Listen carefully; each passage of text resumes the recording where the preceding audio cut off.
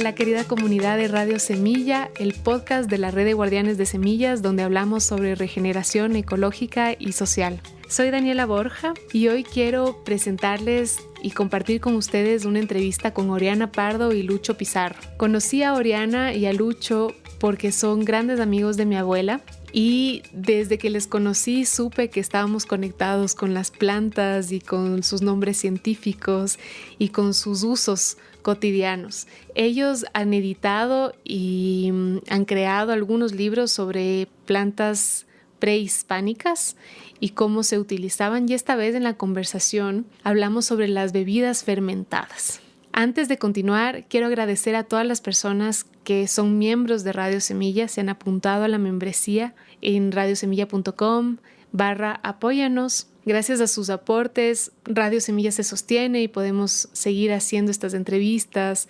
editándolas, comunicándolas y regando la voz de este movimiento de regeneración. Para todos los miembros tenemos beneficios lindísimos de varios descuentos en muchos emprendimientos de guardianes de la red y de personas aliadas en distintos países, por lo que estamos muy contentos de compartir esos beneficios con ustedes. Y también recordarles que los miembros tienen acceso a una carpeta muy especial con recursos que nos parecen valiosos para nuestro crecimiento en el camino de la regeneración. Les quiero invitar a que sean parte del canal de Telegram también. Ahí estamos generando conversación y podemos comentar sobre cada episodio y compartir nuestros sentires sobre lo que escuchamos y profundizar en cada tema que nos apasiona. Les quiero dejar con esta entrevista y espero que disfruten tanto como yo la disfruté. Hasta la próxima.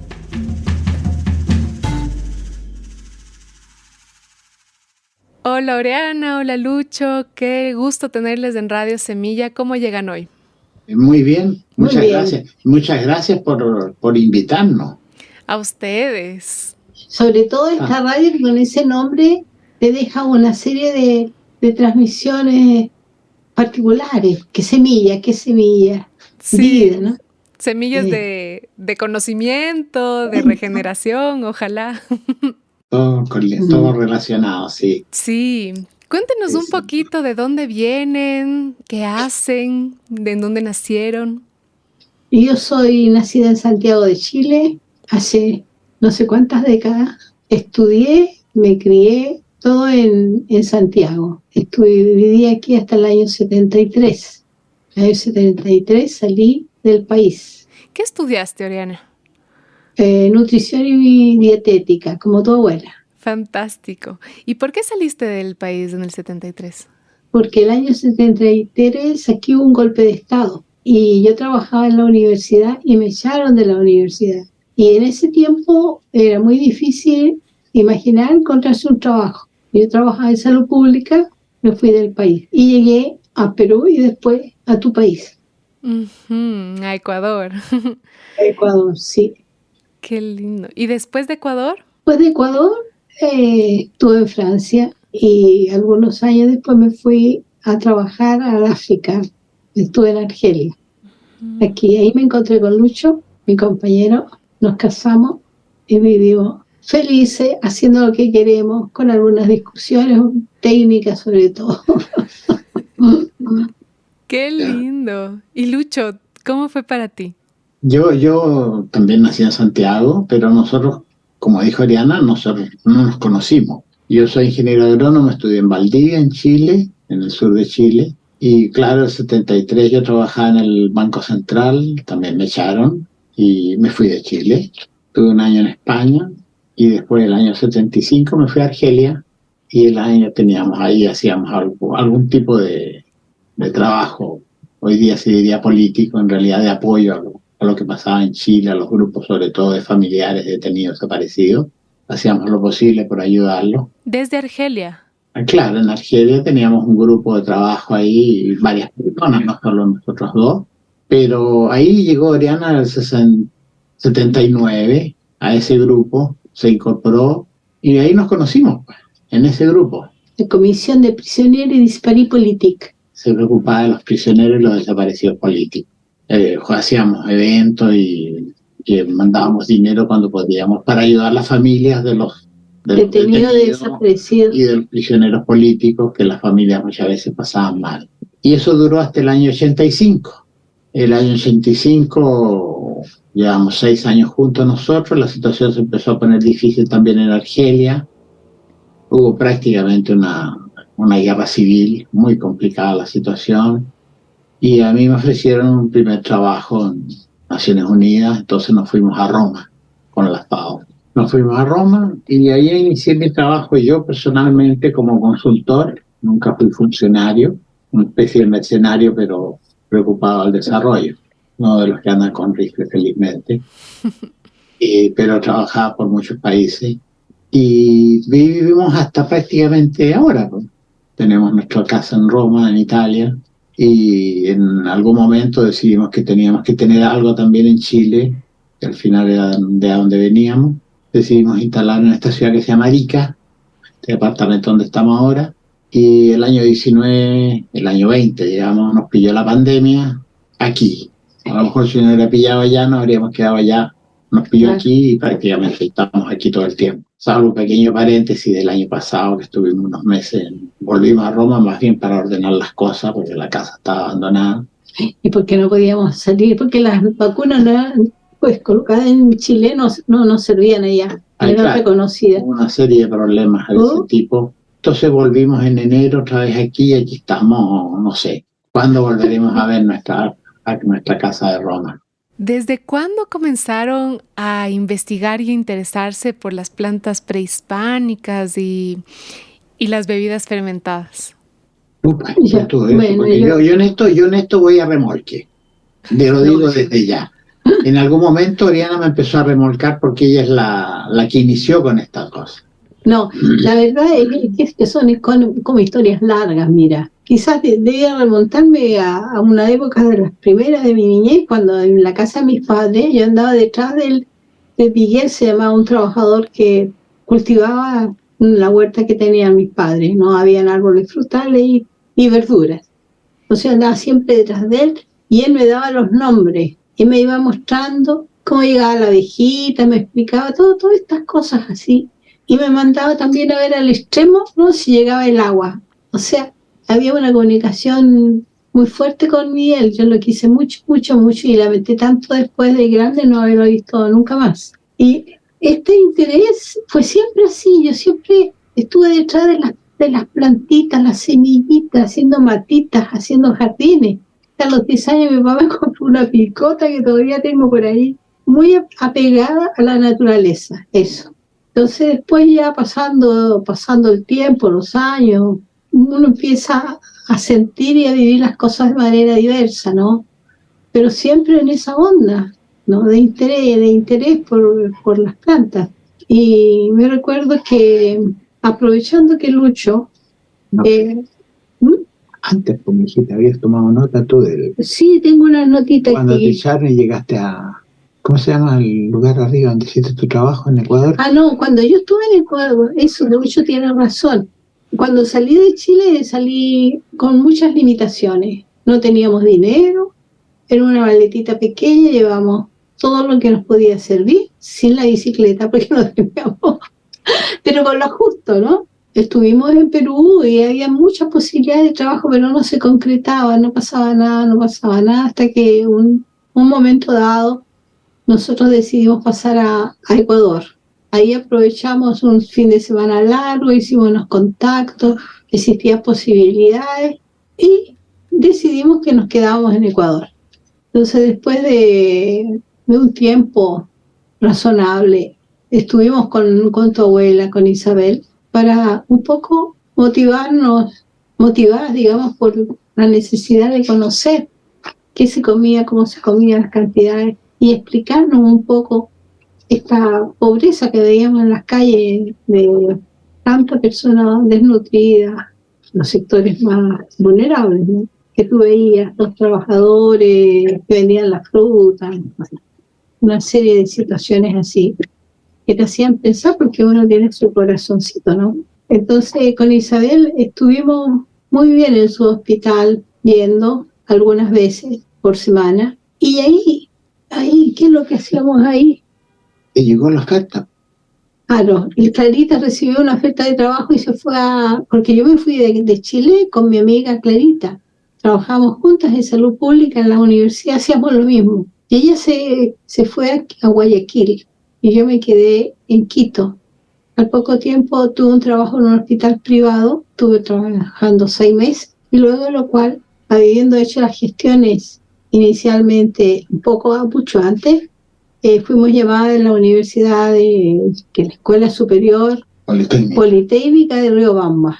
Y ahí yo estuve trabajando 3 años. Y al estar ahí, entre las exigencias que los académicos tienen, yo escogí la línea de investigación y con la ayuda del padre Estuardo Gallego, nos fuimos a la montaña, a Guayac, donde escogimos esta población, un sector pequeño, para mejorar la salud alimentaria, la salud de esta población, que era 4.000 metros ya, creo, casi. Guayac exigía muchos sacrificios ir, pero nosotros nos empeñamos en hacer un aporte educativo a los niños de la escuela, basándonos en los programas de estudio que ellos tenían. Con la ayuda de la profesora metíamos los conceptos alimentarios. Porque en esa época los libros no hacían diferencia, había un texto para todo el país y los niños que estaban en la montaña, muchas de las frutas o verduras que señalaban no eran conocidas. Otro tanto debe haber ocurrido con los que estaban en la costa, pero en la costa siempre hay una súper gran abundancia. Bueno, eso ocurrió ahí y nosotros a través de los niños empezamos a hacer un estudio de su estado nutricional y le hicimos algunos análisis también. Entre ellos hicimos una evaluación de las parasitosis que eran bastante elevadas. Después continuamos nuestro trabajo con los padres de los niños y logramos llegar al final de ese año a la construcción de unas casetas sanitarias. Y dentro de las actividades que la profesora tenía, la señora Pilar, se debía hacer una minga para mejorar el camino. Eso era un acto que se hacía todos los años. Y para poder hacer el camino, las personas que trabajaban voluntarias necesitaban chicha. Ellos se organizaban para tener la chicha. Entonces llamaba la atención, ¿no? ¿Por qué la chicha? Y la explicación es sumamente simple, porque las calorías que ellos ordinariamente consumían, los mantenían siempre como en subsistencia, nunca en abundancia, siempre estaban bajo peso. Entonces esta subsistencia, con ese estado de subsistencia, ellos no pueden hacer cualquier labor en cualquier momento si no tienen un refuerzo calórico. Entonces la minga se justificaba por una necesidad social y la chicha respondía a una necesidad fisiológica, o sea, no era un vicio. Entonces tú empiezas a descubrir técnicamente esos adjetivos que esta población ha recibido a través del tiempo: gente viciosa, borracha, floja, piojosa, todo lo más mal en un grupo humano que solo ha recibido injusticia.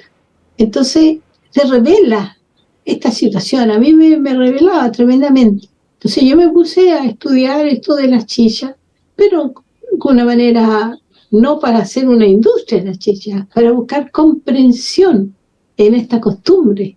Y así fui reuniendo elementos y al final de este trabajo que habíamos empezado en Guayac, no sé cuántos años después, como 10 años después, cuando estábamos en Argelia, Lucho me insistía: oye, esos papeles que están allá, ese es el trabajo de Guayac, porque no alcancé a terminarlo en Riobamba.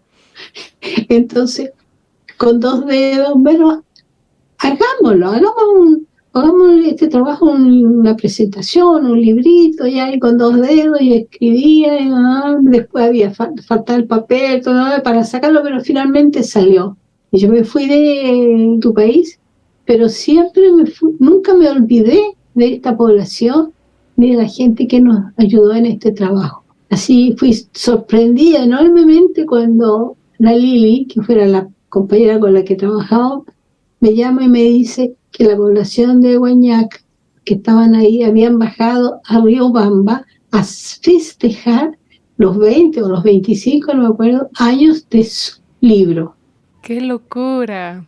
Súper apropiados. Se apropiaron te das cuenta, Claro. sentimiento de esta gente. Entonces es así, ¿no? Tú los ves desde lejos, como cualquier pequeña acción, de repente las personas lo pueden valorar, ¿no? ¿Y de qué manera? Uh-huh. Y cómo destacar su identidad y cómo Eso. rescatar la valía que tienen sus tradiciones también. Eran desconocidos y de repente aparecen en la portada de un libro. Guañac, de un librito, un folleto, no importa. Sí. Aparecen en algo que se difunde. Sí, eran ellos tan orgullosos porque es la estima la que se daña también en las personas. Entonces, tú te apoderas, tú te estimas.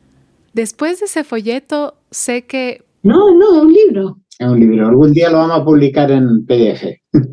Sí. Ya, porque fue publicado impresos, pero sé que tienen otro libro sobre bebidas fermentadas prehispánicas. Ese vino después.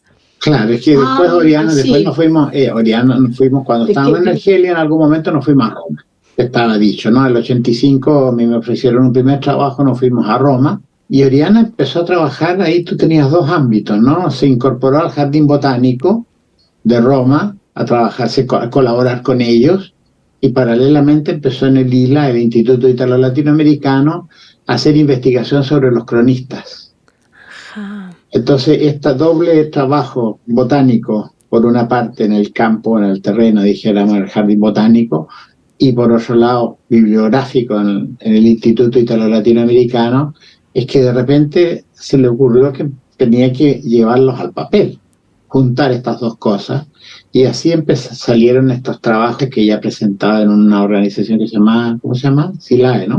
SILAE. El SILAE, la Sociedad Italo-Latinoamericana de Etnomedicina. Entonces preparó un trabajo por aquí, preparó un trabajo por allá, igual uno de los trabajos era las bebidas fermentadas. Claro, este interés por los cronistas nace de un vacío de mi formación, que es la formación que no consideraba, digamos, todo aspecto de lo que es identitario, de lo nuestro. Entonces yo empecé a estudiar los cronistas y al empezar a leerlo, me voy dando también tantas explicaciones de los comportamientos y tanto desconocimiento que existía también entre nosotros de lo que había sido nuestro y de lo que había llegado. Porque en principio aquí parecía que todo lo habían traído los españoles, ¿no?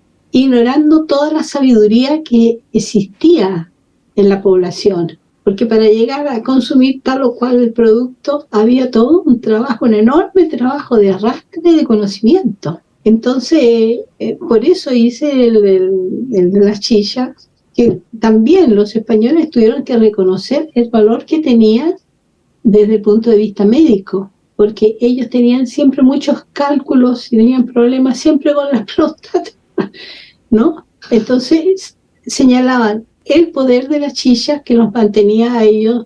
Ninguno acá en nuestra América tenía problemas de eliminación. Era una cosa curiosa, digamos, para ellos, porque casi todos los españoles tenían problemas con su aparato, no sé cómo se dice, urinario. Ahora mi vieja se me van algunas palabras, se me arrancan, tengo que andarla buscando. ¡Qué curioso! Y entonces el trabajo de las chichas fue al principio más teórico, ¿verdad? Como buscando en bibliografía y eso, pero después en la práctica supongo que fueron visitando algunas poblaciones para confirmar estos hallazgos, ¿o eran más históricos? Sí, mira, Oriana presentó sus trabajos en las conferencias yo estaba en otro ámbito, te digo, francamente. Yo trabajaba en finanzas rurales, sin nada que ver, te decía, yo venía del Banco Central de Chile, a pesar de que soy ingeniero agrónomo. Yo siempre he dicho que el agrónomo soy yo, pero la que sabe planta es ella, es Oriana. Ella es la que sabe planta. Entonces, ella había presentado sus trabajos, tenía un trabajo sobre las especies botánicas consumidas por los chilenos prehispánicos, y tenía este trabajo sobre la chicha en Chile precolombino, que había sido presentado en los congresos, y en algún momento, esto fue el año 2003, yo dejé de trabajar como consultor y le dije, Oriana, ¿por qué no hacemos libros de tus trabajos? No los convertimos en publicaciones porque eran trabajos interesantes. Y así nacieron los primeros libritos que hicimos con una editora en Santiago que nos fue muy mal. Nos creó un problema tremendo porque nosotros financiamos la publicación y esta señora después no quería se olvidó de él, pero en todo caso eso no importa. El hecho concreto es que en la práctica esto se tradujo que para después tuvimos que cambiar el nombre a los libros. Entonces el libro que se llamó La chicha en Chile precolombino, tuvimos que ponerle bebidas fermentadas prehispánicas, porque no podíamos vender este libro que estaba vendiendo la otra señora al lado del nuestro. En la librería no podía haber dos libros, uno vendido por ella y el otro vendido por nosotros. Entonces la solución fue cambiarle el nombre. Oriana me dice también que me repito, yo digo siempre que es más fácil escribir un libro que venderlo. Sí. Sí. Puede parecer absurdo, es tan difícil escribir libros, cierto, pero anda a venderlo después. Sí. Porque si no tienes las cadenas, un soporte, las cadenas para venderlo no te funciona. Y bueno, así nacieron estos libros que nos han dado tanta satisfacción. Claro, porque después tú habría que agregar, completar, que el trabajo de Lucho lo mantenía siempre afuera, porque iba en misión a tal o cual lugar, entonces me quedaba sola en Roma.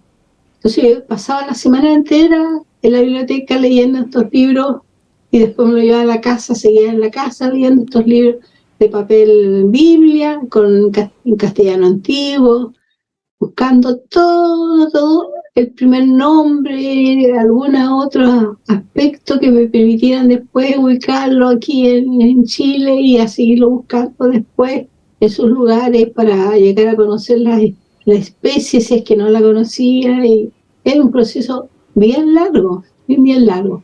Pero con Lucho nos íbamos para todos lados. Cuando llegaba Lucho salíamos a todos lados, ¿no? Y cuando veníamos aquí a Chile, después de 16 años que yo estuve afuera, que no quería venir, también empezamos a visitar los pueblos, a ver cómo trabajaban y así tú vas acumulando toda la información. ¿Cuáles fueron los hallazgos que más les sorprendieron en el momento de la investigación? Una cosa que sorprendía es la sobrevivencia. Eso. En el caso específico de las bebidas fermentadas, las chichas, es la sobrevivencia a la costumbre. Una anécdota, por ejemplo, hay pueblos aquí de la zona de Salar de Atacama, donde en un momento del año se junta la gente, hace una minga, limpia los canales de riego con una minga. Cuando termina de limpiar, siempre hay una ceremonia ahí con un yatiri y tienen que echar chicha al canal como augurio. Y lo increíble es que usan chicha de algarrobo, porque fíjate que no usan chicha de maíz, porque el maíz vino después del algarrobo. Entonces todavía preparan chicha para el ritual. Chaya para el ritual. Después seguimos con la cerveza, seguimos con el vino, con el pisco, con lo que sea. Pero para la ceremonia tiene que ser chicha y de algarrobo. Qué interesante. Que crece solo en esa área, ¿no? Claro, un algarrobo que crece ahí. Y esa es una cultura de los... claro, son los atacameños, los Kuns, claro, un pueblo antiguo. Entonces, tú te das cuenta la persistencia de esta costumbre. Sí. Que viene de la noche, de los tiempos. Habría que explicar quizás, creo yo, por qué la chicha. Porque, como decíamos al inicio, es el medio de comunicación que tenemos para pedir, para solicitar, para rogar, para darnos seguridad con los dioses, nuestros dioses protectores que están en las montañas, ¿no? Los apus, que nos permitan a nosotros tener un buen año agrario, recoger buenas semillas, que no se enfermen los animalitos, que haya agua, que es la que da la vida a las plantas. Todas estas peticiones se hacen en esos rituales. Entonces, cuando ellos limpian los canales, saben que deben limpiarlos para que el agua escurra bien y puedan llegar a los diferentes puntos donde se necesita. ¿Entiendes? Entonces, la ceremonia va con esta chicha que es la ritual para ellos. Antes también la gente hacía y todos tomaban de esta chicha, pero cada vez se hace más complejo. Pero ellos, a pesar de que tienen que conseguir la semilla en lugares más retirados, ellos la hacen su chicha. Un poquito. El resto viene en lata, la cerveza. Es una cosa que ahora hay otras situaciones también en que los rituales tienen particular interés. Eso también a nosotros nos ha sorprendido porque nosotros veníamos de un mundo de ciudad, ¿no? Y En muy la ciudad, occidental, además. en la ciudad barre casi todo la identidad. Después son todos iguales en la ciudad. Se visten iguales, se peinan iguales, comen iguales, transitan los mismos vehículos. Todo es igual. En cambio, la identidad que tú tienes en en los pueblos, esa siempre se conserva en los pueblos. Y la chicha, por ejemplo, absolutamente indispensable en todos los actos de pasaje. Cuando nacen niños, cuando le cortan el pelo, cuando se esposan, cuando se mueren, Se casan. Se esposan, claro. se mueren. Hasta en el ataúd, algunas culturas ponen su utensilio con la chicha que le va a servir para llegar su camino, donde lo va. Entonces, es un apego fuertísimo de una identidad. Cada vez que ellos se encuentran, ellos ofrecen la bebida, que está en la socialización. Ellos llegan a un lugar y en ese lugar ellos van a recibir un vaso, por decir un vaso, van a recibir un utensilio que va a llevar chicha. Aquí en los mapuches eso es muy alargado, aún se mantiene, se conserva. Y a la chicha se le agregaba harina tostada. Al agregar harina tostada, tú tienes no solo las calorías que da la chicha, sino un archialimento hipercalórico como alimento, ¿no? Entonces, son, digamos, comportamientos que tienen una explicación, y esa explicación tiene un sentido, y su sentido es justo. Interesante la relación entre el alimento, porque eso es una cosa que Oriana me decía antes. Ahí tenemos un pie de página en el libro donde dice: 1 litro de chicha representan 360 calorías, ¿no? Suponiendo que tenga 3-4 grados, porque eso es una cosa importante. Cuando la gente dice los indios borrachos se llevan tomando chicha, la chicha original era de muy bajo grado alcohólico. Sí. Es una cerveza flaca, 3 grados. Entonces tomarse 1 litro de chicha no es lo mismo que tomarse 1 litro de vino, que tiene 12 grados. Entonces la gente tomaba mucha chicha, pero con un grado tan bajito, y sin embargo le aportaba 360 calorías 1 litro. Entonces cuando iban a la minga, como dice, vaya que le contribuía a la energía que necesitaban en el trabajo. Claro. Son cosas que nunca se llaman la atención, sí, sino que se ve el hecho mismo, el tomar, el beber, como un hecho malo, pecaminoso, propio de gente borracha. No es eso, no era eso al menos, no era eso al origen. Y sé que tiene algunos efectos probióticos, ¿no? ¿Eso era parte de la medicina, la chicha? Sí, la chicha, no como parte de medicina, la chicha tenía una labor preventiva, no permitía que se formaran cálculos. No había ninguna persona por ahí, los españoles decían, ninguno con cálculos, y ellos vivían con cálculos. Los cálculos producen unos dolores horrorosos. Entonces, en algún momento descubren que posiblemente la chicha los ayuda. Entonces se empieza, para algunos, mirar la chicha de otra manera. O sea, hasta el día de hoy se sabe, cuando uno toma cerveza, que uno tiene que ir al baño. Eso dice aquí Garcilaso, limpia, Garcilaso, refiriéndose a la chicha de maíz: es de mucho provecho para el mal de riñones, dolor de hijada, pasión de piedra, retención de orina, dolor de vejiga y del caño. Y esto lo han sacado de ver que muy pocos indios, o casi ninguno, se halla que tenga estas pasiones. Ellos las sufrían, pero a los indios no les pasaba, lo cual atribuyen a la normal bebida de ellos, que es el brebaje del maíz, y así lo beben muchos españoles que tienen las semejantes enfermedades. Es decir, los españoles se dieron cuenta que la chicha de maíz además les servía para resolver sus problemas, dijéramos, urinarios. Ajá. Es simpático esto, ¿no? Pasión de piedra, retención de orina, dolor de la vejiga y del caño. Imagínate. ¡Qué dolor! Aquí dice un libro anónimo, estos son interesantes.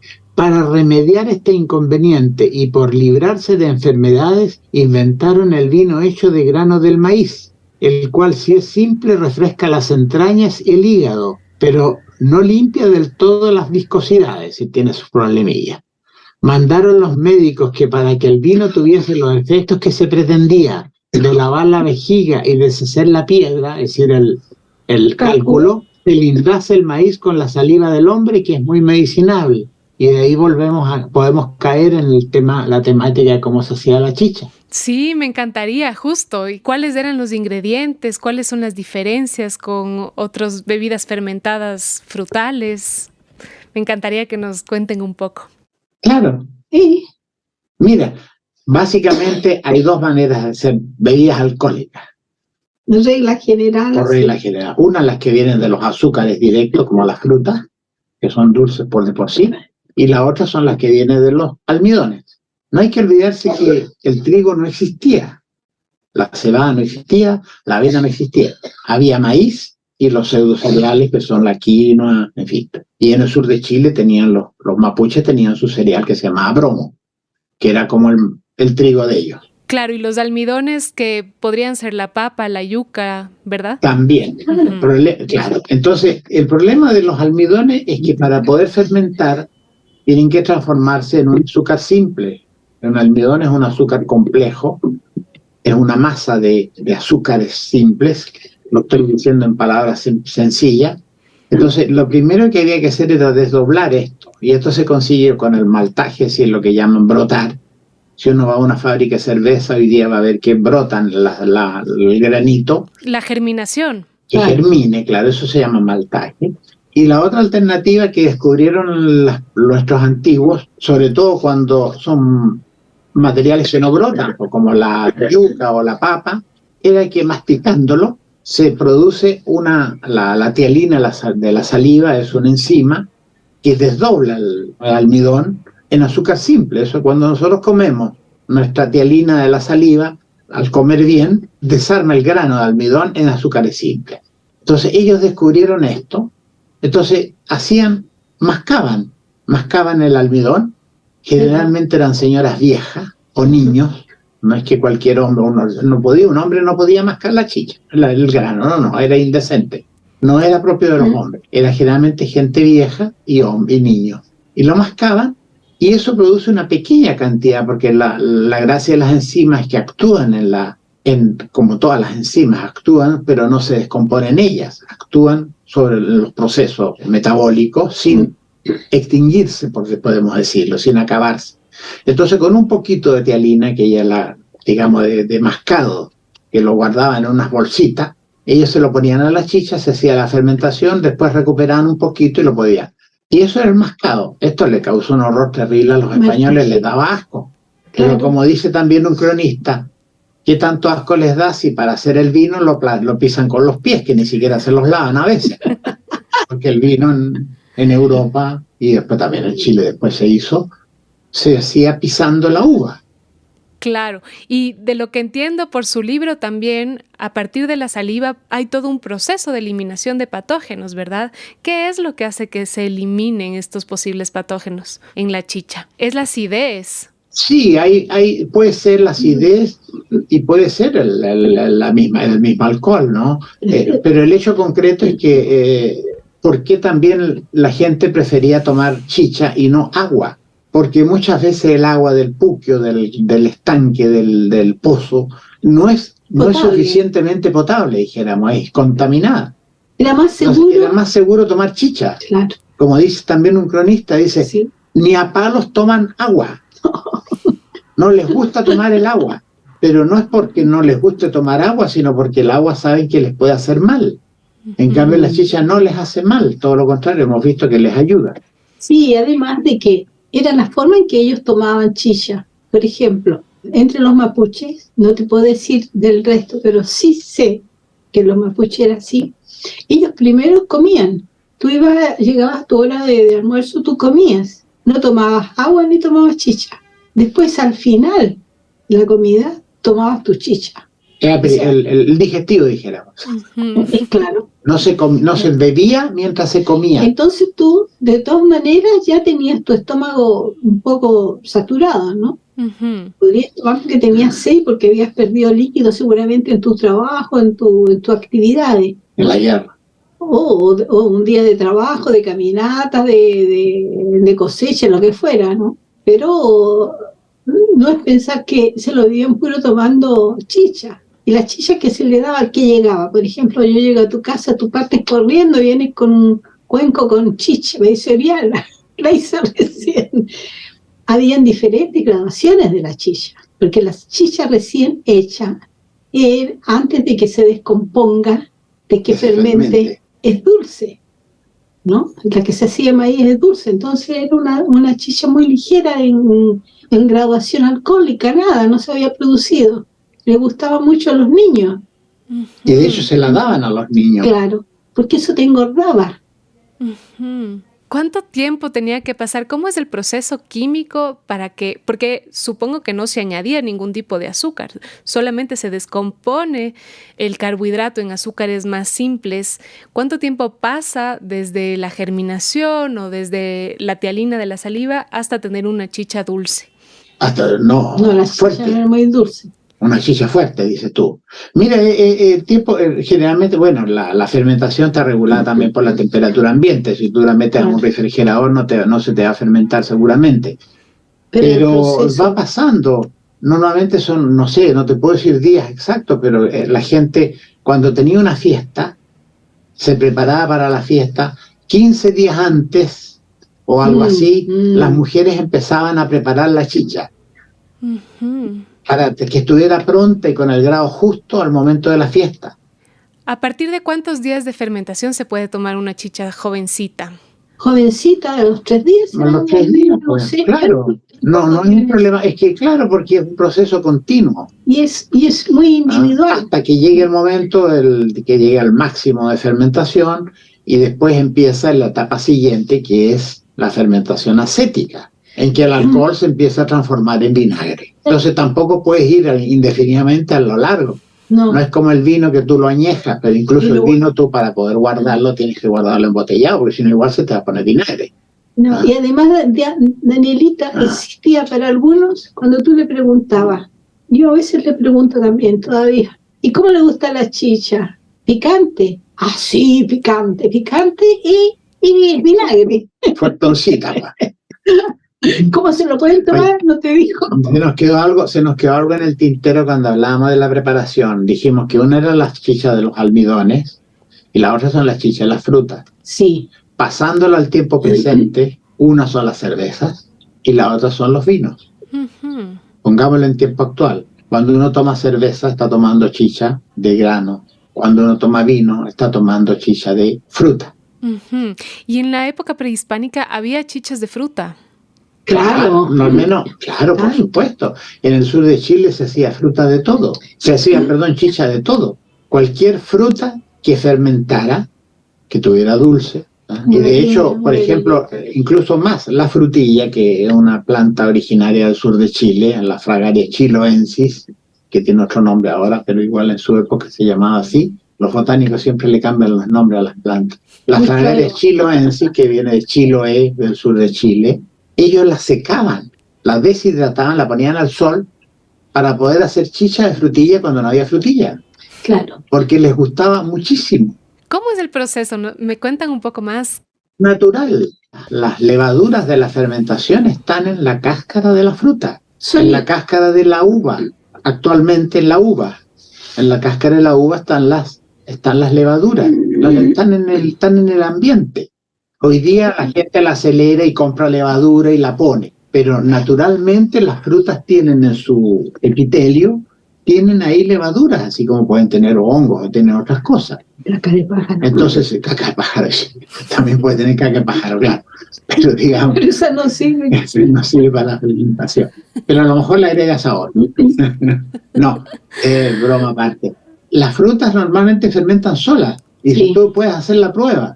Hazte un jugo de algo, lo dejas ahí y vas a ver que a los pocos días se te va a fermentar. Es un proceso aeróbico, ¿verdad? Sí. Se producen en presencia de aire. No es necesario que sean aeróbicos, no. Perfectamente las cubas donde se fermentan son siempre al aire, abiertas, no son cerradas, no son herméticas. Entonces esas son las dos formas, digamos, retomando la idea original cuando tú pusiste cómo se hacían. Unas son poniéndolo en época actual, cervezas, y otros son vinos en general. Y en el caso de los carbohidratos, entonces, por ejemplo, cuando uno germina, ¿cómo es el proceso? ¿Se remojan los granos, germinan y a partir de eso se añade más agua o se muelen? ¿Cómo es? Eso en principio es así. Se remojan, bien remojados se guardan en humedad, en una bodega, por decirte, muchas veces son bodegas oscuras ahí. O tinajas de greda antiguamente. Bueno, claro. tinaja de greda, las tinajas, pero están dentro de una pieza que es oscura y es húmeda. Entonces, cuando el brote ya quiere una dimensión de unos 8 o 10 centímetros, lo sacan, lo ponen afuera, toma el sol, se seca. Y cuando está seco, lo muelen. Ese es el procedimiento como va con todo.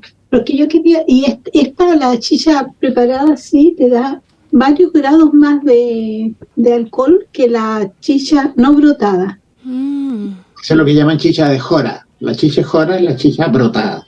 Ya. Ahora, lo que yo quería señalar es que, por ejemplo, cuando se trata de preparar chicha de fruta, la cantidad de grados alcohólicos depende del tipo de fruta, de la calidad de fruta, de cuánta azúcar tiene esa fruta. Porque una fruta dulce, que hay tanta, no es lo mismo que una fruta casi sin sabor dulce. Claro. Todas te producen una fermentación, pero una fermentación más débil o una fermentación más fuerte. Cuando es más fuerte tiene una graduación mayor. En el caso, por ejemplo, de las frutillas que son dulces. Y lo otro que quería agregar es que además de las frutas secas como la frutilla, había otras frutas que se secaban con el objetivo de hacer en invierno chicha, acá en Chile, ¿no? Estaba, por ejemplo, el maqui. El maqui. ¿Qué es el maqui? Es una frutita que es un árbol que da una frutita pequeña negra, que es silvestre y que estaba siempre al borde de los caminos y que es una de las que han súper explotado por este tiempo. Porque le han descubierto tantas propiedades medicinales. Sí, es todo un poco así de tendencia con los gustos de la población, con la exigencia, ¿no?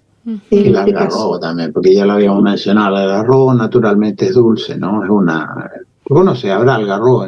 Sí. Hay muchos algarrobos, son muchas especies, ¿no? Pero en general todas tienen estas ¿cómo se llama? Estas vainas, estas legumbres grandes. Y se hace con la semilla. Claro que sí. Se hace con la semilla, no se come, las semillas se eliminan, pero entre una semilla y otra hay una materia seca, ¿no? Que la va uniendo. Tienes aquí la vaina, aquí una semillita, aquí otra, aquí otra, aquí otra. Como cuando abres un haba que tú tienes adentro una cosa, ¿no? Entonces tú las cortas así y después las muelen, mismo con la semilla adentro, pero al irlas moliendo las semillas las van desechando. Ajá. Y después ahí sigue el proceso. Que no tampoco la desechan porque también se podía comer después, pero de otra manera. No, para la alimentación. Animales, sí, que lo botaban, no se botaba nada. La alimentación animal, el desecho muchas veces, vaya. Entonces, es de esa pulpa de la vaina la que produce el dulzor con la que se hace la chicha. Claro. Que mira, de la algarroba viene siendo, según la variedad de algarroba, viene siendo la misma que se obtiene para hacer la algarrobina. Uh-huh. Algarrobina es un producto que antes, en los años de tu abuela y en los míos también, se vendían en forma dietética los de Nestlé en un tarrito donde venía esta pulpa molida, tostada y molida. Y se les daba a los niños para contrarrestar las diarreas, ¿no?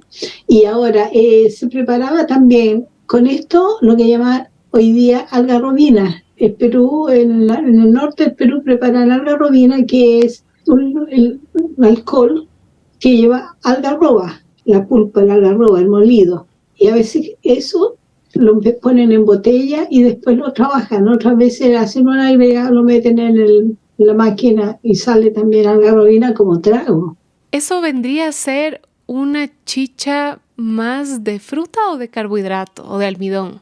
No, de fruta. No, de fruta. ¿Verdad? De fruta, eso no se llama chicha. No recibe el nombre chicha porque ahí no hay fermentación. En el caso de la algarrobina, no. No, la algarrobina no. Claro. Es el polvo que se ha convertido en la pulpa de la vaina, es como ¿no? alimento, claro. Claro, pero la chicha de algarrobo vendría a ser más como de fruta, ¿verdad? Es de fruta, claro, porque es un azúcar que está en la vaina, ya. Pero que ya no es un almidón el que está en la vaina, no necesita ser mascada. No. Pero si tú querías hacer de yuca, por ejemplo, O tenías de, que mascarla. o de oca, Claro, de cualquiera de estos tubérculos, tienes que mascarla de... porque esos no, además esos no brotan, tampoco se pueden, no producen el maltaje, el brote del grano. Claro. Entonces, también, ¿cómo hace que se fermente? Mascándola. Claro, escuché ahora que decían esta diferencia entre la chicha de jora, que es del maíz germinado, pero entiendo entonces que también se puede hacer una chicha de maíz que no ha germinado o que no ha brotado. Pero tienes que Claro, mascarlo, tienes que hay que mascarlo. mascarlo. Ajá. O echarle algún fermento. O da una... Porque también eso hace la gente, ¿eh? Compra incluso los cubitos de Hoy día. levadura, hoy día, en ese tiempo no se podía, pero hoy día tú compras un cubito de levadura, se lo echas ahí, te va a ayudar a la fermentación. Sí, Y si le echas azúcar, te va a subir el grado. Es decir, hoy día se hace cualquier cosa. sí. Ahora, una cosa también cuando hablaban de la propiedad alimentaria de la chicha, en el líquido, no alcohol, en el resto del líquido que hay donde está la chicha, también hay sustancias nutritivas. Incluso antiguamente se hablaba de la maltina, ¿no? ¿Cómo la llamaban? La malta, que es una chicha, es una cerveza oscura que tiene poco grado alcohólico, pero que tiene muchos restos del alimento original, de la cebada original. Entonces eso también es un alimento. Entonces lo mismo sucedía con la chicha de maíz o las otras chichas de grano, Claro. que en el líquido habían alimentos, Elementos nutritivos que complementaban, porque el alcohol en el fondo es una caloría, como dice Oriana, vacía, te da energía, porque es una caloría, pero no es un alimento, digamos, una Nada persona más. que no puede vivir solo de alcohol. Pero lo que va alrededor, digamos, en el resto del líquido sí que te contribuye a tu alimentación. Qué interesante. No es solo una suma de calorías, alcohol, lo que hay en la chicha, porque además hay otro tipo de componentes que vienen del grano, que más o menos espeso, aporta más o menos energía a la alimentación, Claro, a la persona. es lo que tú decías, por ejemplo, de la chicha. La chicha, el grano que se hace el maltaje por la saliva, la masticación, presenta ciertas características frente a la otra chicha. Esta chicha, como la estoy señalando, tiene menos grado alcohólico, es insalivada. La chicha que ha hecho brote, esa chicha tiene mucho más grado alcohólico y tiene más definición en el color y el sabor, porque el brote le da esta identidad, se podría decir, esta definición, ¿no? Es muy diversa, las personas que lo prueban lo dicen, ¿no? Y casi la mayoría prefiere la que es más fuerte. Uh-huh. Es que el brote, en el fondo, es una transformación del albúmin, el endocarpio de la semilla se va transformando, le va aportando alimentos al brotecito, ¿no? Entonces ahí va produciéndose la transformación en azúcares, digamos. Por eso es que fermenta mejor y produce más grado alcohólico. Hay un cambio al brotar, lo que era almidón puro de la semilla se va transformando en la plantita, ¿no? Y esa plantita es la que después ayuda. El brotecito en el fondo es una planta. Es una plantita en ciernes, ¿no? ¡Qué maravilloso! ¡Es un milagro! Sí, milagro, no, dejémoslo milagro. Pero es impresionante cómo a partir de una misma semilla, solo con un proceso de transformación, se pueden dar tantos cambios químicos que afectan tanto al sabor y al alcohol. Claro. Sí. ¡Qué interesante! Habíamos conversado algo sobre la fermentación, las recetas. Es difícil, en el libro están explicadas, pero es difícil dar recetas, sí, porque no existen recetas. Porque además las mujeres, cada una, antiguamente, estamos hablando siempre de lo tenían sus secretos, como dice Oriana, como siempre ha sido así, ¿no? ¿Por qué la torta de la señora Isabel le queda mejor que la torta de la señora María? Igual como me dijo. La hago igual, pero las pasas se me dan al fondo, por decir algo, un chiste que le ha pasado a una señora amiga. Si la hacemos igual. Que estaba convencida que nosotros nos guardábamos el secreto. Que Oriana tenía un secreto. Pasa, no se iban para abajo. A nosotros nos iban todo el queque, ¿no? A ella le quedan todos arriba. Oye, ya han pasado como 10 años y una vez leí en una revista de que si tú no lavas las pasas se quedan arriba. Si tú lavas las pasas, se te van. Se disuelven en la masa. Toda la mezcla. Y yo las lavaba, siempre he lavado. y me daba este resultado, pero yo no lo sabía. Decía, Tessy, te juro que te estoy diciendo la verdad. Pero no claro, creía. ¿Cómo se le va a ocurrir que la otra señora no lava las pasas antes de echarle al queque? Claro. Ella sí, y se caen arriba. Lo que además higiénicamente no es recomendable. Conviene nada. Bueno, no, pero... Mira, es importante también en esto de la chicha, a lo mejor para el caso chileno, ¿no? Porque aquí cuando tú en Chile hablas de chicha, se refieren solo a vino de uva y de manzana. Cuando tú vas al sur, todavía la indígena mapuche sobre todo, que preparan el mudai se llamaba en lengua mapudungún, se llamaba la chicha. Te hacen el mudai y no lo llaman chicha, lo llaman mudai, pero desgraciadamente lo hacen de trigo. El trigo llegó con los españoles, pero al final por lo menos le han conservado el nombre. ¿Qué otros nombres se utilizaban en América antes de los españoles para decir chicha? ¿Y de dónde viene el nombre chicha? El nombre chicha viene del Caribe. Algunos dicen que de Panamá, otros dicen que de las islas. De Taino. El hecho es que los españoles la probaron de maíz, la chicha de maíz, la probaron en algún punto, digamos en Panamá. Ahí habían los indígenas que hacían no me acuerdo el nombre que está en el libro, le dan un nombre, chicha. No era exactamente así, pero... Y después los españoles viajaban hacia el sur, en su invasión, avanzaban, y llegaban a un lugar y estaban los indígenas y le daban a beber, a brindar la chicha. Ellos probaban y decían, es chicha. Así entró el término. Pasaban al otro país, más al sur, llegaban a Perú, probaban, es chicha. Llegaron a Chile, Argentina, probaban, es chicha. Y así se generalizó la palabra. No es palabra quechua, los quechua llamaban asua, asua tiene otros nombres. Los mapuches le llamaban mudai o puerper también según el grado. Los mapuches tenían un grado, es así, según el grado alcohólico. Y, en fin, las chichas ceremoniales están en este libro que se llama de Huamampoma. Entonces, lo que yo podría señalar, y que es notorio, es que el libro está hecho sobre Chile.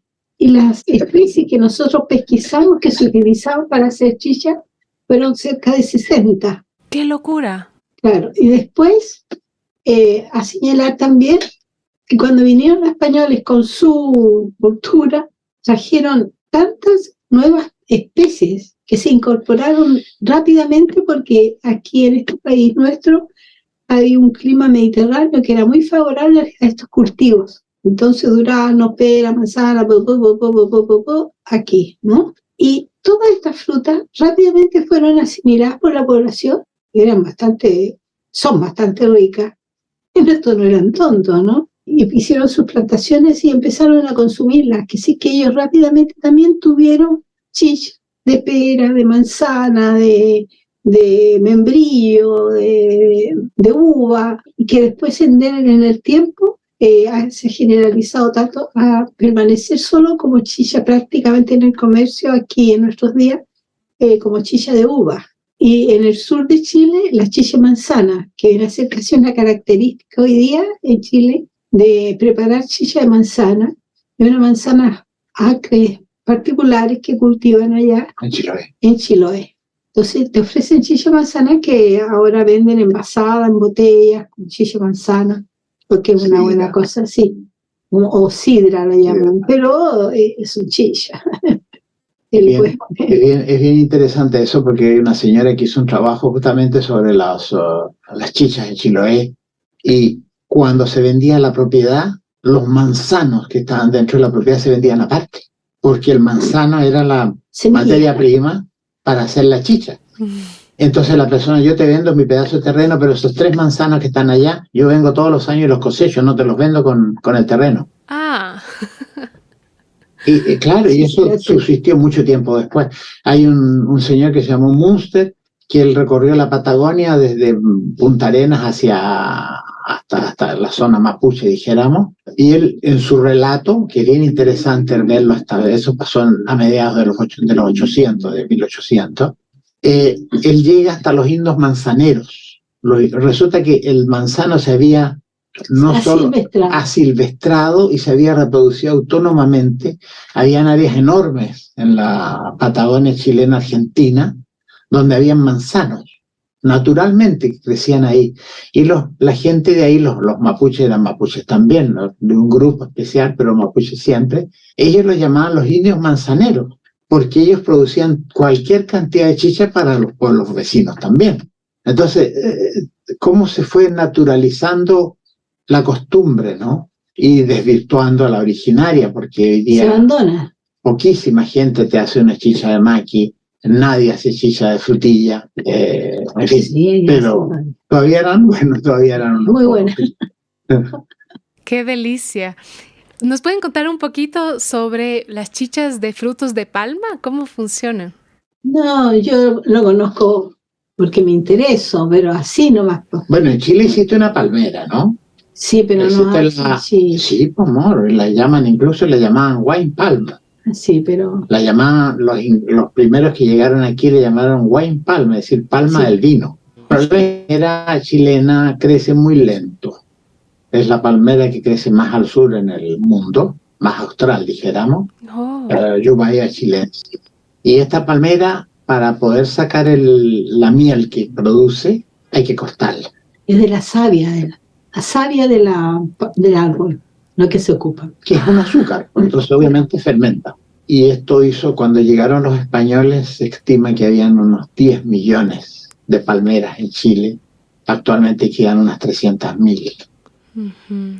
Eso, Se cortó y se cortó porque además se hacía miel de palma, es decir, esta savia la hervían hasta que se concentrara al punto de miel, dijéramos. Una parte se hacía chicha, se hacía la bebida, dijéramos, fermentada, y la otra también la hacían.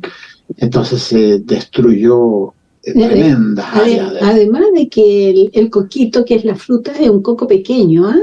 Uh-huh. Siempre con la Isabel discutíamos esto. Se reía porque el coco de la palma. Ay, que me decía, no, aquí las palmeras tienen unos cocos grandes. Usted tiene un coquito chico. El coquito este es muy rico en materia de grasa, es sabrosísimo. Le decía yo, no es desabrido. Ajá. Este coco se lo han siempre consumido. Cuando el árbol lo produce ya verde, la gente lo empieza a comer. Y después seco, ya más sabroso también. Y lo usaban en las pastelerías. Tenía un uso casi industrial en alguna época. Esto también contribuyó a que las palmeras casi desaparecieran. Bueno, es una historia tremenda, porque Sí. como te digo, es una... Bueno, y con las otras palmas debe ser parecido. Yo no las conozco, las palmas. Lo que yo puedo decir es que lo que he visto afuera, y me había acordado de la palma nuestra, porque como es una sola, hay dos.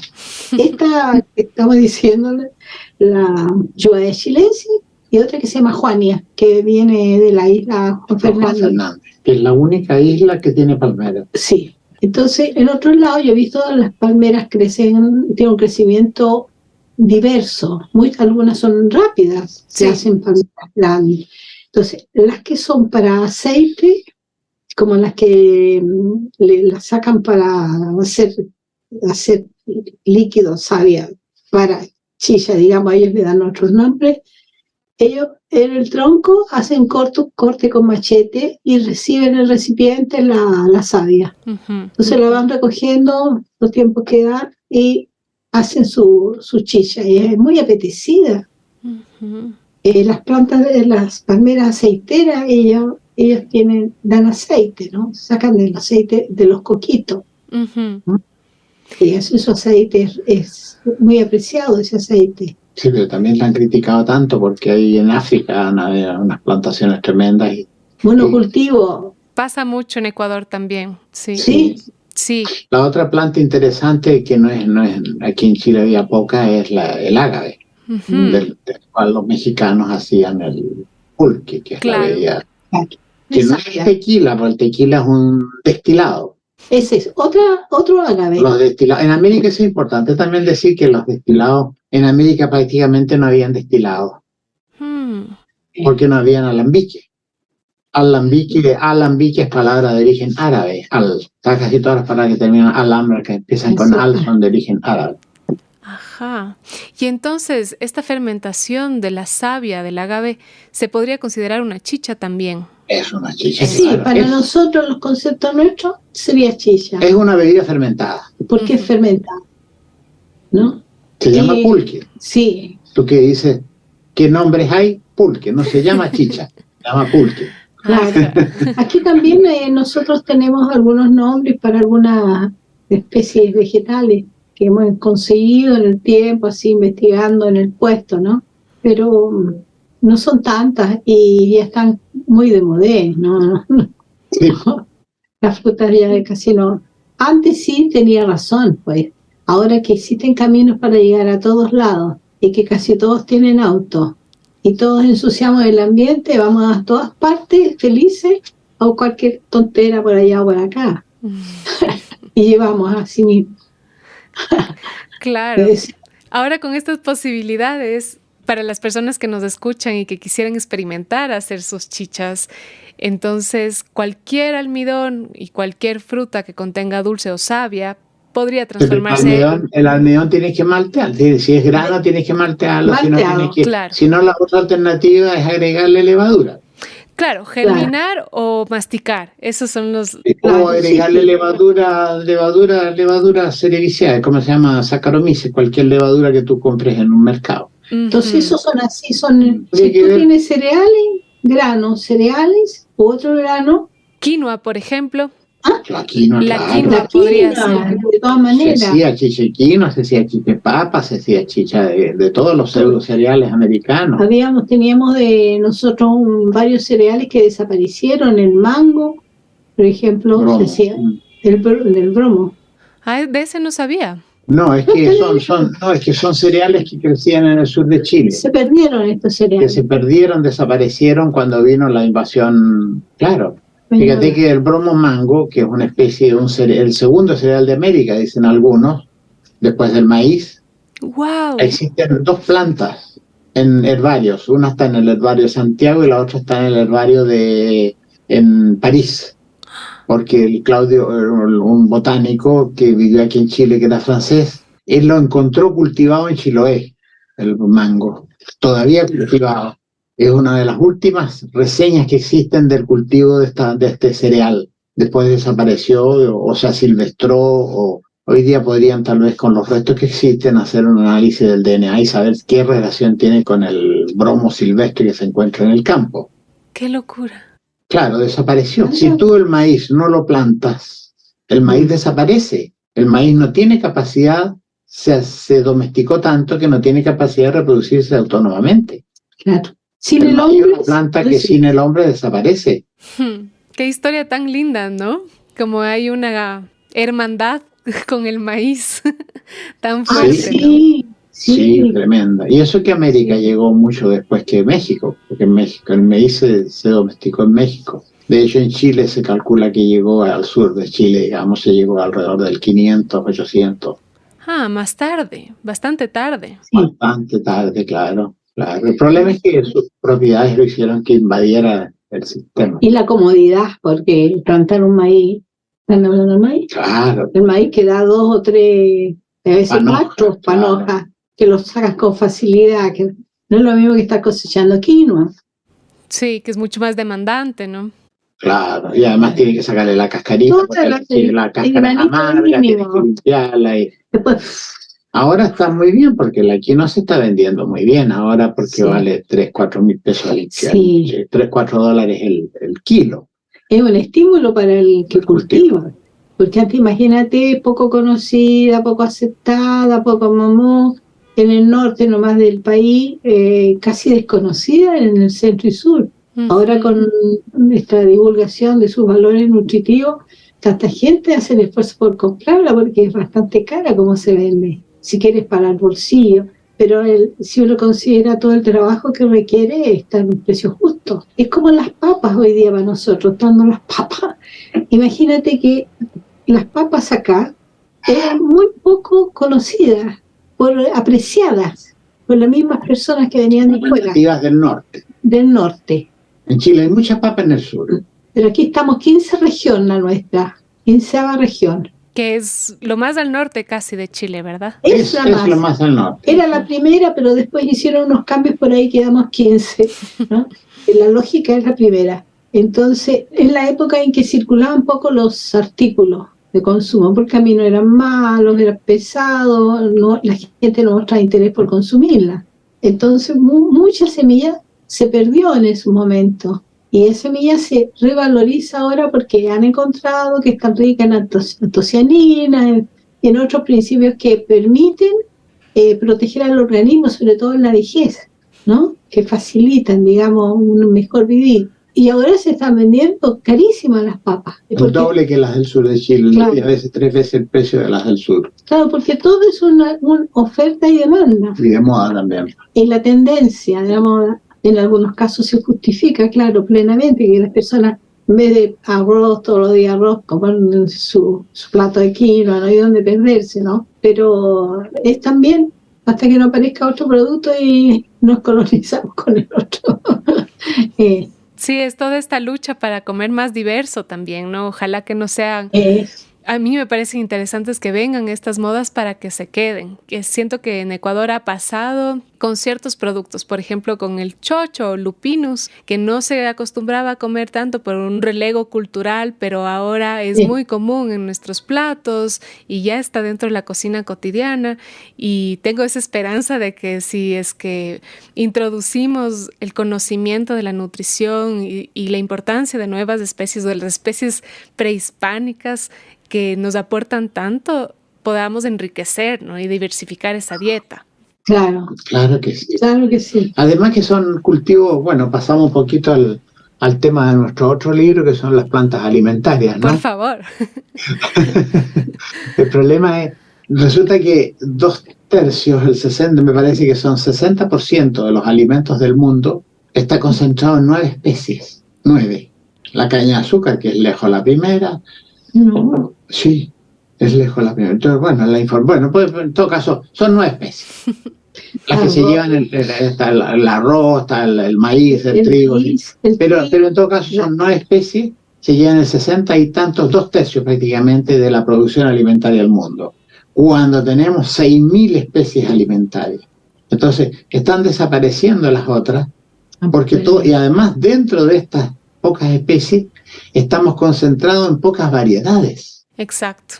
Lo que es tremendamente peligroso. Malísimo. Sobre todo porque ahora que estamos bien avisados del cambiamiento climático, es muy posible de que... Te voy a contar algo, ¿te puedo contar algo? Por favor. Mira, como estamos nosotros con las raíces, estamos trabajando, pero ahora en este tiempo estamos con las papas, porque es un rubro tan grande, tan importante y tan vital. Y tenemos preocupación por la erosión genética. Uh-huh. Resulta que el año pasado se perdieron muchas cosechas. Este año, muchos perdieron muchas cosechas. Siempre en la región nuestra, ¿no? Precordillera y el camino altiplano para allá. Se pierden porque los cambios climáticos se están produciendo de manera tan brusca y han producido una transformación un poco en todo. Resulta de que antes ellos veían la migración de los pájaros tales en tal y cual lugar, en tal y cual tiempo. Las flores, las plantas, los astros, todo está diverso para ellos. Entonces, las señas que dicen ellos, cuando tú sumas que las flores están amarillas, que es una compuesta, que crece a ras del suelo, grande, hermosa, o que crece, o que no creció, o que está a destiempo, o otra que apareció que no le correspondía. Una mezcla, un desorden de la naturaleza tremendo. En los animales, en los vegetales, en cómo te cae o no te cae la lluvia. Son verdaderos torrentes que destruyen las tierras donde ellos trabajan. Entonces ellos antes juntaban todas las señas, floreció tal, estaba acá, vino el pájaro, hizo su nido arriba, que sí que va a ser un año seco, es un año bajo, ¿entienden? Suman todas las señas. Ahora no tienen señas, ellos están así, con la duda si metemos o no la semilla, porque a lo mejor viene la helada, las mata y perdemos otra vez la semilla. Entonces es una cosa para nosotros de mucha preocupación, de una enorme preocupación, porque las señas no están funcionando. ¿Y cómo vamos a saber cuándo es el momento justo de plantar? Mira, está este librito. Es un libro muy bueno. Se llama Señas y Señaleros de la Madre Tierra. ¡Qué belleza! Agronomía andina. Este libro es una recopilación de las señas. Sí. Lo escribieron unos señores aquí, un sacerdote que se llama Juan van Kessel y otro que vivió muchos años por estos lados, holandés, y hace una recopilación de cómo, ¿qué te voy a decir? El pajarito que canta a tal época. Eso. Cuando canta el pajarito hay que sembrar. ¡Qué Así belleza! como hoy, hasta el día de hoy se sabe que tú no puedes plantar o sembrar cuando está el cuarto menguante de la luna. Tienes siempre que plantar con el cuarto creciente. Eso hasta el día de hoy se sabe. Cuando la luna... Pero además de eso es una marca. Pero además hay otras marcas que da la naturaleza. Cuando florece la papita de los gentiles, que es la papa de los antiguos, de los sapos. yo puedo poner, de los apus, de los cerros tutelares, yo puedo poner la papa porque floreció la papita de los gentiles. ¡Qué lindo! Si no florece la papa de los gentiles, no puedo ponerla. No es exactamente así, pero estoy dando ejemplo para entender el sentido. Entonces, esas señas, como ahora la papita de el año pasado prácticamente no hubo papas gentiles, porque el año fue muy malo. Trastorno. Entonces desaparecen las señas, y si desaparecen las señas, la gente no sabe cuándo sembrar. Y planta, y viene la helada y se le mueren las plantas. La semilla. Y pierden la semilla. Y es gravísimo en el caso de la papa también por lo que decían de la erosión genética, ¿no? Exacto, que generalmente exacto. se siembra, supongo que es lo mismo en Chile, que se siembra la papa directamente y no hay necesariamente un cruce genético del fruto de la papa. No, por supuesto, la semilla es una vegecultura, se llama, un cultivo vegetativo. Vegetativo. Ah, claro. Sí. Incluso hay papas que son triploides y que son naturalmente, la semilla es, ¿cómo se dice? Es estéril la semilla porque es triploide. Entonces, la única manera de reproducirla es a través de las mismas semillas, de las mismas papas semilla que se llama. Claro. Se seleccionan las del medio, las ni muy grandes ni muy pequeñas. Esa es la que sirve para las semillas, se guardan y al año próximo se siembran esas. ¿Cuál es la triploide? Es un nuevo término para mí. Triploides, normalmente todos somos diploides, ¿no? Mitad de los cromosomas del papá y mitad de cromosomas de la mamá. Generalmente. Las papas tienen un desorden tremendo, un promiscuo, digo yo, son promiscuos. Porque tú tienes diploide, tienes triploide, tienes tetraploide y tienes pentaploide. Es decir, 5 padres o madres. 5 pares, no, padres, no. Padre, no. 5 pares de cromosomas. Ajá. 60 cromosomas. Porque la papa normalmente tiene 12 cromosomas, la diploide tiene 24, pero la papa más corriente que encontramos en el mercado es tetraploide, tiene 4 pares, tiene 48 cromosomas. Claro. Pero resulta que hay muchas papas, las primitivas papas eran diploides, las papas primitivas eran diploides. Más resistentes al frío, a la enfermedad. Claro. Pero es decir, hay todo un la palabra promiscuo, se mezclan entre ellas de una manera tremenda. Y lo más increíble es que se mezclan las silvestres, hibridan con las cultivadas. Pero ahí es reproducción sexual, dijéramos, ¿no? Silvestre con la otra porque son las florcitas con el polen. Entonces dicen que las diploides eran un poquito más fuertes y resistentes, y estas, ¿cuáles son las ventajas de las tetraploides? No es que sean ventaja, no es que sean ventaja, es que así son, porque hay diploides, hay cualquier cantidad de diploides, hay muchas variedades de papas diploides, hay muchas variedades de papas tetraploides, que son las más corrientes, las que conocemos nosotros, pero es que es un mundo tremendo el de las papas, daría para hacer una conferencia entera, que la podemos hacer otro día. Me encanta. Porque resulta que existen 2 grandes grupos de papas, que son las tetraploides, digamos, las andigenum, que son las del andino, del mundo andino, y las tuberosum, que son las del sur de Chile.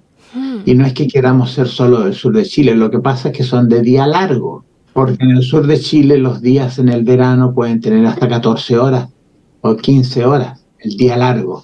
En cambio aquí en la zona alrededor del Ecuador los días son siempre cortos, nunca demasiado largos y nunca demasiado cortos. Entonces, si tú te sacas una papa de aquí y te la llevas al día largo, no te va a tuberizar, no va a ser papa. Y es una cosa tan increíble que cuando nosotros estuvimos ahora en la zona del Salar, hay un pueblo X que se llama Socaire. El señor que está más abajo en un pueblito que se llama Cámara, había ido a buscar las papas a Socaire, las plantó en Cámara, el primer año la anduvieron, el segundo año no le hicieron tubero. ¿Cómo a su vez? 500 metros más abajo, 500 metros. Esas son específicas. su rango hasta aquí, ¿Ves? hasta aquí. Esa franja de altura. Claro, Si tú la bajas, ya no hace. no. Si tú traes una papa de la precordillera aquí chilena y la pones aquí en Arica, te va a dar el primer año papa, el segundo año te va a hacer tubero. Y lo mismo es que la papa del sur. Claro. Que la traen aquí el primer año, le dan tremendas papas. El segundo año, un poquito chica, ya no vale. Y la otra cosa sumamente grave de la papa es que la papa tiene su tiempo, la semilla tiene su tiempo. O sea, en este lugar, aquí crece esta variedad, aquí.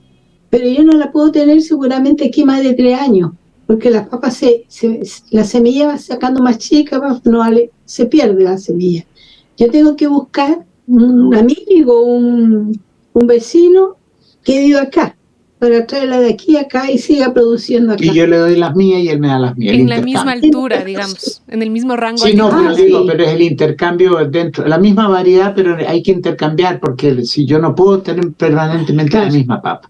Claro. Ya, pero otra cosa que te quería decir, que Arica es la única región de Chile, no, todo el norte, dijéramos, que tiene papas andígenas. En Chile se ha estudiado mucho sobre la papa tuberosum, la que está, dijéramos, de La Serena al sur, la de día largo. Hay mucho, hay grandes bancos de germoplasma ahí, no te riesgo aparentemente. Pero la papa de acá es como la boliviana y la peruana, pero nosotros somos pequeñitos. Entonces está desapareciendo aquí la papa andígena en Chile. Y por eso que nosotros la estamos estudiando. Es como tratar de preservar dentro del país un tesoro que es nuestro. Ya aquí estamos casi al apocalipsis, porque oye, nosotros lo vemos sumamente peligroso como está. La gente va perdiendo su semilla. Nosotros el otro día hablamos con una señora así, dijo, pero ella fue otro problema, se enfermó cuando llegaron las papas de la cosecha, no pude cosechar las papas a tiempo y las papas se las comieron los gusanos. Hicieron en el campo. No las pudo arrancar. Se quedó sin semilla. Porque se cayó y se quebró una mano y no pudo ir a trabajar. Hubo que se la sacaran. Porque además toda la gente que está arriba, que trabaja esto en altura, porque esto se hace a 3.000 metros, son todos viejos. Están quedando puros viejos. Puros viejos, y los que no son viejos son señores que vienen de Bolivia, pero familias que vienen de Bolivia o de Perú. Que trabajan con ellos. Pero porque allá todavía hay gente joven que hace esto, pero los jóvenes chilenos no quieren ir a trabajar la agricultura. Fíjate, son los cantos de sirena de las ciudades, ¿no? Que tienen el cinema, tienen esto donde se va a bailar como loco. Las discotecas, tienen los servicios alimentarios, los centros, ¿no? El supermercado, el mall. Tienen barbería, porque ahora les gusta hacerse la barba. Barbería. Entonces, ¿qué se hace? Sí. La gente que trabaja allá, a la hora que antes que cierre, el día antes, están partiendo de vuelta a la ciudad. Es una desgracia. Y hay un descuido también, porque si hubieran medios de comunicación más fáciles al interior, a lo mejor la gente podría estar de lunes a viernes y bajar a la ciudad el sábado y el domingo. Pero hay pueblos donde son 2, 3, 4 viejos. Nosotros conocimos un señor, se llamaba ¿cómo se llama? ¿Se murió? Don Ricardo, en un pueblito. Él tenía una papita que todo el mundo decía que estaba extinguida. Él tenía 4 plantitas y las hacía todos los años. Él la cultivaba todos los años, nosotros lo vimos, le hicimos la foto, teníamos nuestra papita Amcamca para la colección nuestra. Se murió Don Ricardo. Y a la papa le entró gorgojo, que sí que se murió aquí la papa. Se acabó esa variedad. ¡Qué tristeza! De una fragilidad tremenda. Eso, porque depende de este señor viejito que estaba como a los 90 años. Y que además la gente no le gustaba tanto esa papa, decían, pero era una papa que él decía, no precisa agua, no precisa nada, esta papa sale y está ahí. Solita. No la mata la helada. Era resistente, pero no sobrevivió a su vida. Bueno, oye, Danielita, yo te quería conversar algo que no has preguntado. Cuéntame, Oriana. Creo que te puede interesar. A mí me parece una cosa muy bonita. Verás que tengo la garganta tan dañada, oye, porque nosotros nos dio el COVID. Y esto es como una continuación. Me van a un acceso de todo, así que me disculpo por eso.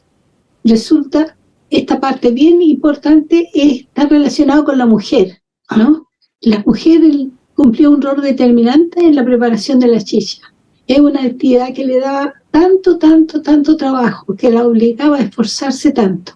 Ella cosechaba, trasladaba, molía, masticaba, fermentaba, ¿no? Con otras mujeres, porque cuando eran ya fiestas grandes, se juntaban las mujeres para hacer esta actividad en común y se avisaban qué cantidades de cereal iban a juntar, dónde lo iban a juntar, cómo se iban a organizar para moler y hacer el maltaje. Resulta de que no era una tarea fácil, pero ellas tenían esta sabiduría porque sabían justo el tiempo que fermentaba, lo que tú preguntabas, la exigencia se la conocían bien. Y lo bonito de todo esto es que esto que era tan fuerte, de tanta exigencia, le permitía a la mujer tener un rol determinante y un poder, aunque no se notara. Porque cuando no había chicha en la casa, el marido si le quería pegar, le pegaba, pero ella tenía ese poder.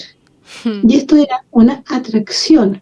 Ya, vuelvo atrás y después retomo esta idea.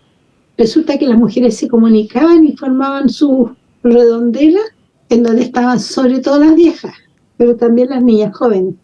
Entonces las viejas era el momento que le informaban a las niñas lo que debían o no hacer, y les enseñaban las canciones antiguas. Y ellas se consultaban, se confiaban, se confidenciaban ritmo del canto, llevan un ritmo. El mortero que molía con una que cantaban. Entonces era un momento, un repaso de espacio para ellas, un recreo para ellas, un lugar donde ellas obtenían información y se robustecían como género. Quizás cuántas preguntas o dudas sobre la maternidad o no maternidad, qué hacer, me caso, no me caso, etcétera. ¿Cuántos matrimonios se han arreglado? Claro. Entonces, esto es una parte bellísima, casi nadie lo toma como en cuenta. Y a mí me pareció que era lo más lindo que le pasaba a la mujer, que se podía reunir con estas otras con más libertad, con más tiempo, para ellas, ¿no? Ya. Lo otro, en relación a lo mismo, la mujer, ¿por qué tenía poder? Porque ella era la que determinaba qué grano, cuántos granos y cómo se hacía, porque lo sabía. Uh-huh. Eso exigía inteligencia de cálculo. No es cualquier cantidad, no. Después, el hombre se sentía orgulloso de su mujer si las chichas salían buenas. Y eso a él le daba prestigio. Y dentro de los mapuches, que podían tener hasta 4 mujeres, él tenía una fortuna. Porque al tener prestigio e invitar a alguna gente a sus fiestas, podían hacerse negocios. ¿Entiendes? Uh-huh. Entonces era un aspecto muy importante en la economía. Qué interesante. En la guerra también. Y en la guerra también. Háblales tú de la guerra. Porque detrás los mapuches fueron muy guerreros, ¿no? Se sabe esto. Hasta ahora, ¿no? Tuvo que llegar la república, sí, no, pero tuvo que llegar la república para derrotarlo, porque los españoles siempre, ellos firmaban sus acuerdos con los españoles decían, hasta aquí llego yo, ellos tenían su guerra, y detrás de la guerra estaba la mujer, detrás de los que combatían estaba la mujer con la chicha.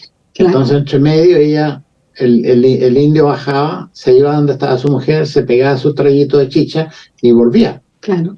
Era toda una logística de las mujeres. Claro, era una logística, siguiendo. Sí. Luego iba a buscar municiones y a buscar chicha.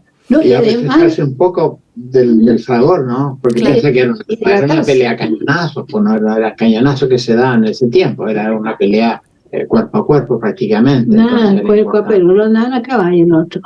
Claro, no andaban a caballo, pero no todos tenían caballo. El asunto es que eso es, pues, entonces era parte, como dice Adriana, del... No, y lo que es sumamente importante, que también lo reconocían los españoles, lo que es bastante notable, porque reconocer era muy poco. El que estaba haciendo la guerra, le bastaba a él una cantidad de harina de maíz. Tostada. Y un pocillo, un utensilio con agua. Porque el guerrero en cualquier parte se paraba en el cuenco, así, el agua con la harina, se lo tomaba. En cambio, los españoles tenían que andar casi con un cocinero, con esto, muy aparatoso todo lo que tenían que llevar y pesante. Uh-huh. Entonces, una cosa que ellos reconocían, la ligereza del del mapuche con su forma de vida y de enfrentar la guerra, para que veas. Qué importante es y ha sido, ¿no?, en nuestra cultura. Me encanta el tema de las chichas, creo que es tan importante rescatar y volver a consumir. Por suerte, en Ecuador estamos teniendo algo de resurgimiento y es lindísimo cómo nos podemos volver también guardianes de esas especies, ¿no? Finalmente, con todo este contexto que estamos hablando en este momento de preservar las especies, de volver a sembrar, de conservar ciertas semillas, para que no solo la demanda exija como más producción, sino que se conserve en el tiempo, ¿no? Claro, que se conserve. Complementariamente, la chicha en la ceremonia siempre iba la hoja de coca. Cuando se echaba en el canal, te decíamos, se hacía la chaya en el canal, también se echaban las hojas de coca. ¿Hay algún otro ritual que les haya parecido impresionante con la chicha? Bueno, toda la parte del poder, pues todo el poder. No te olvides que cuando se producía ¿cómo se llama? El Inti Raymi, creo que es la fiesta del sol, sí. que cuando salía el Inca con sus princesas, y entonces siempre venía con 2 vasos de chicha, de bebida fermentada de maíz, uno para servir y otro para tomar.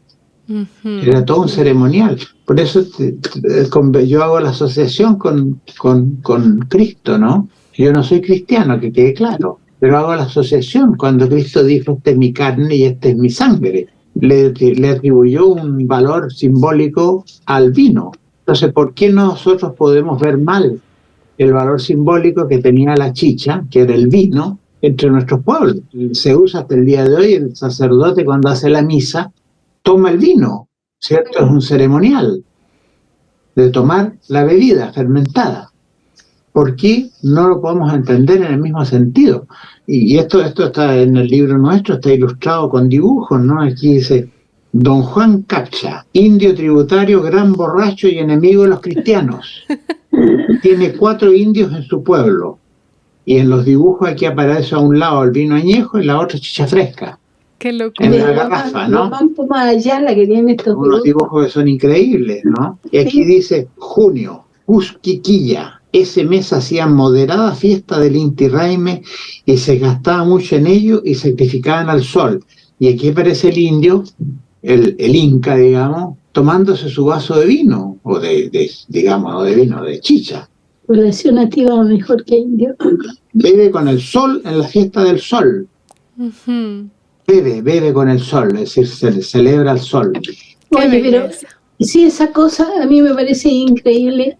Es como en cierta medida se los condenaba, ¿no?, a la población nativa por tomar su bebida propia, y ya vemos si es preparada como corresponde, es un buen alimento, porque le permitía a él superar sus dificultades y hacer sus trabajos. Pero si tú te trasladas a lo que hacemos todos los comunes, en las ciudades y en todos lados, a todas las costumbres, tú llegas a una casa y te invitan algo, ¿no? Vas a comer a una casa y tomas vino, o un aperitivo, un bajativo, y bueno, lo que sea.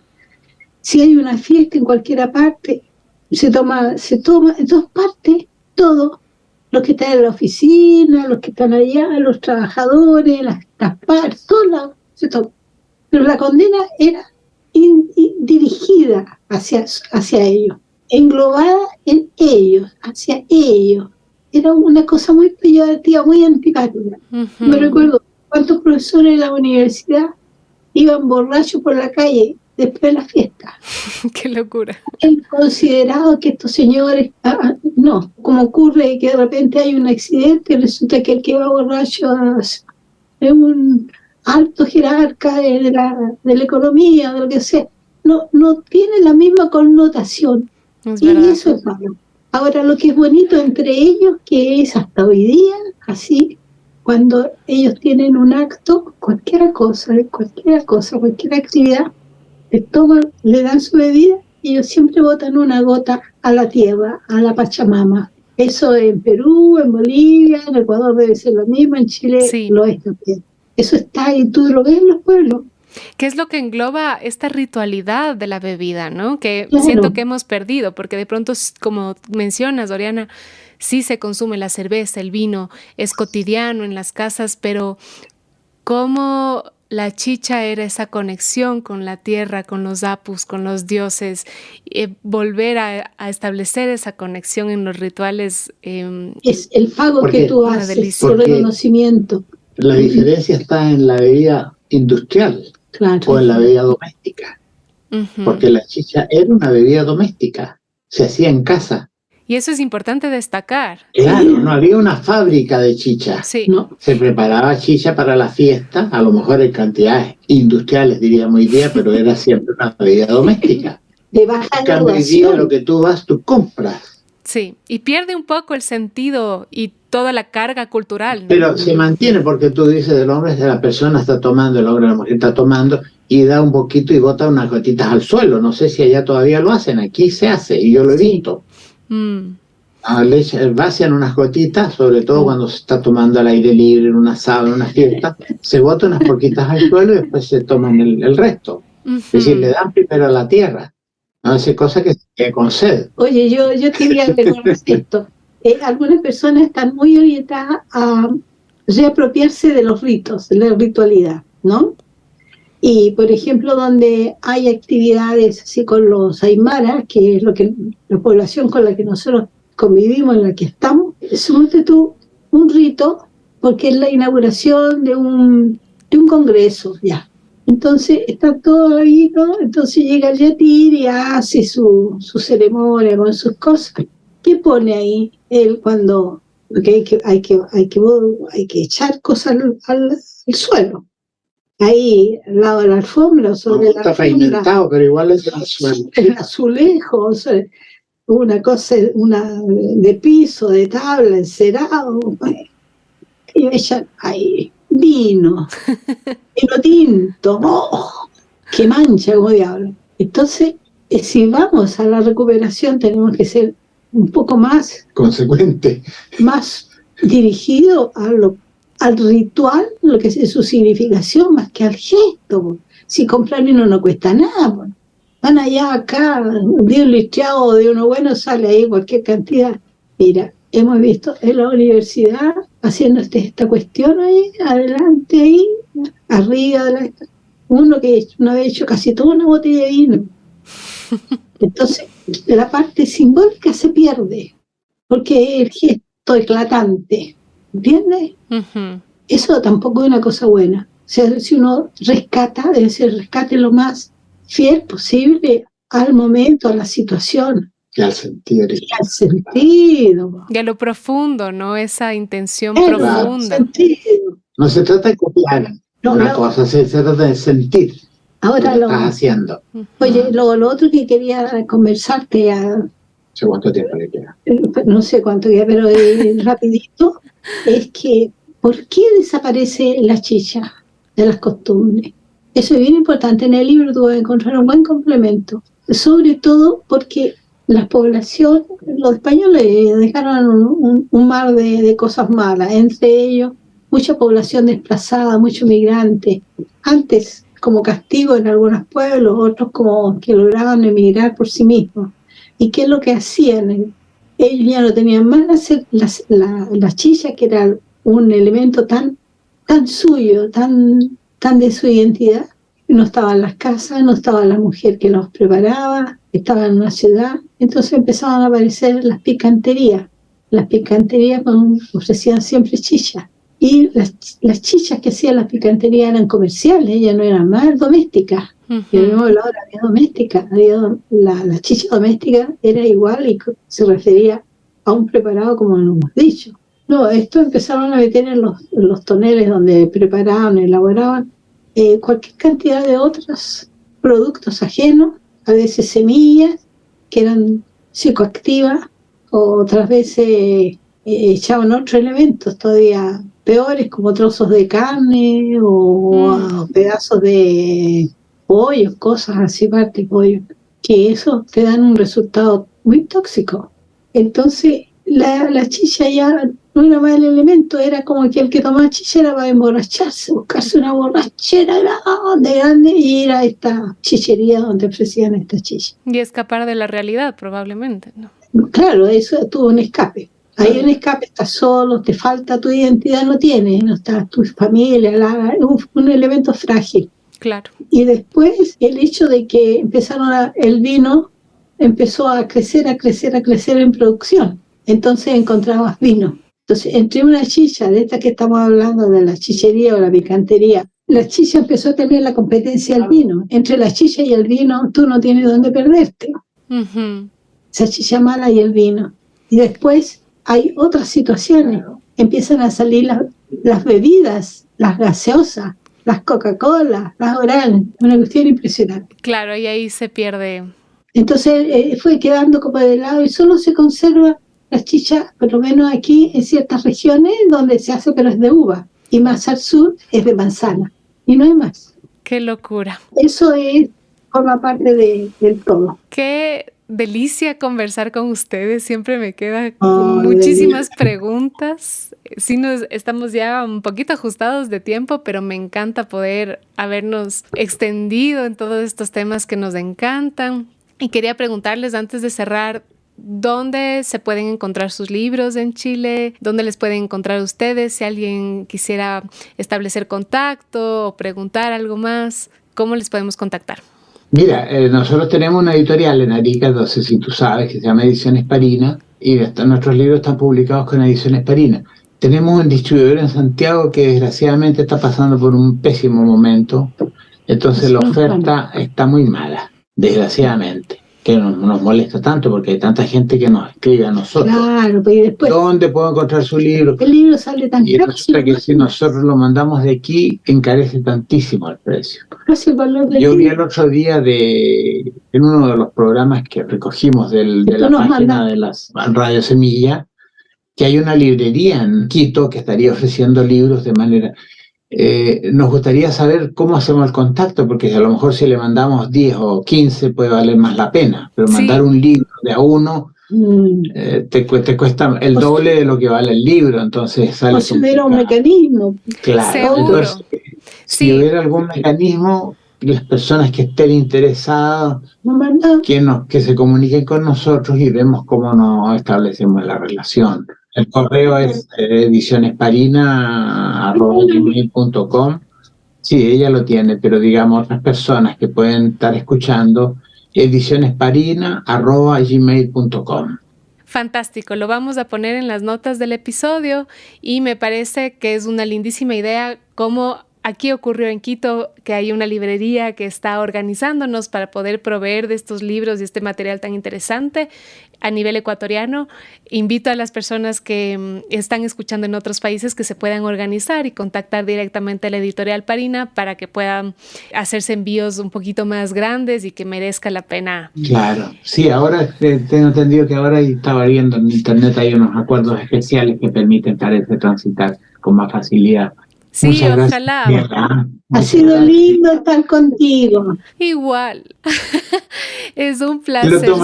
Es como, es decir, es una entrevista a través de la radio, pero también es tan personal porque por la relación que sobre todo que Oriana ha tenido con Daniela y con su familia, ¿no? Sí, y es tan cálido. Tanto. Yo a ustedes les agradezco muchísimo y estoy muy, muy contenta que todo su conocimiento se pueda expandir un poquito más a través de Radio Semilla. Ok. Sí, muchas gracias, Daniela. Que todo vaya bien. Igualmente, hasta la próxima. Con tanto gusto, sí. Cariños para tu abuela, una mujer íntegra.